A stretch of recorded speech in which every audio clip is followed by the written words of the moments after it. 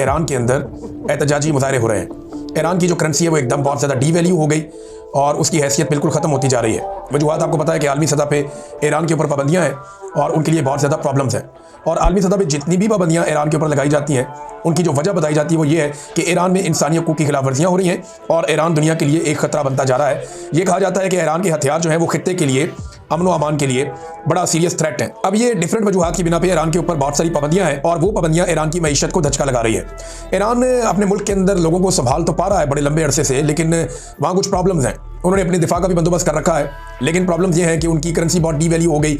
अब वो दुनिया के साथ डील नहीं कर पा रहे, उनके शहरियों को बड़े मसाइल हैं और वहाँ पर मुजाहरे हो रहे हैं। ये जो एहतजाजी मुजाहरे ईरान के अंदर हो रहे हैं, वहाँ पर महंगाई बढ़ने की वजह से, करेंसी की कदर में बेतहाशा कमी की वजह से अब तक मुजाहरों में 5 दिन हो गए हैं और लगभग अब तक की इतला के मुताबिक 6 मुजाहिरीन और 1 पुलिस वाले की हलाकत की इतला है।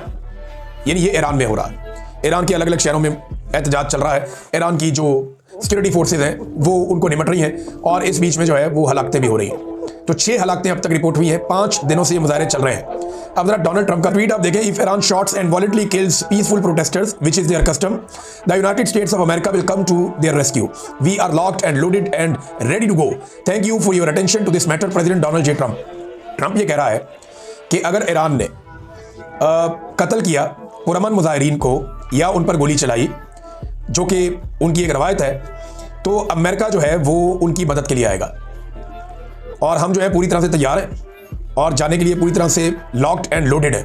यानी मुकम्मल तैयारियां हमारी, हम लदे हुए हैं जनाब। जिस वक्त आप ये पुरअमन मुजाहिरीन को मारेंगे हम उनकी मदद के लिए पहुंचेंगे। और आपकी तवज्जो का बहुत शुक्रिया डोनाल्ड ट्रंप। डोनाल्ड ट्रंप ने ईरान के खिलाफ ये स्टेटमेंट दे दिया। 6 बंदे मरे हैं, 5 दिन से एहतजाज चल रहा है, लेकिन पाकिस्तान के अंदर पूरा का पूरा इलेक्शन चोरी हो गया। पाकिस्तान के सबसे मकबूल रहनुमा को जेल में डाला हुआ है और इमरान खान साहब की पार्टी निकलती है एहतजाज करने के लिए। और इससे पहले 9 मई को कत्लेआम होता है, तब भी अमेरिका किसी किस्म का रिस्पॉन्ड नहीं करता। 26 नवंबर को लगभग 15-14 लोग कत्ल कर दिए जाते हैं सरेआम। सैकड़ों लोगों को गोलियां मार दी जाती हैं, लेकिन डोनाल्ड ट्रंप का ऐसा कोई ट्वीट नहीं आता।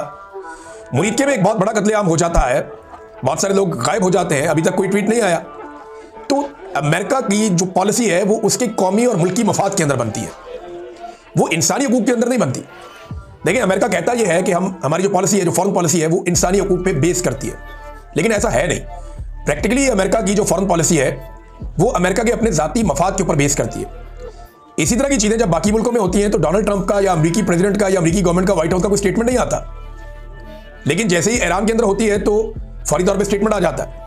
पाकिस्तान के अंदर कत्लेआम होगा तो वो कहेंगे इंटरनल मामला है पाकिस्तान का, पाकिस्तान जाने, पाकिस्तान का काम जाने, वहां पे अदालतें वो अपने सिस्टम में खुद कर लेंगे।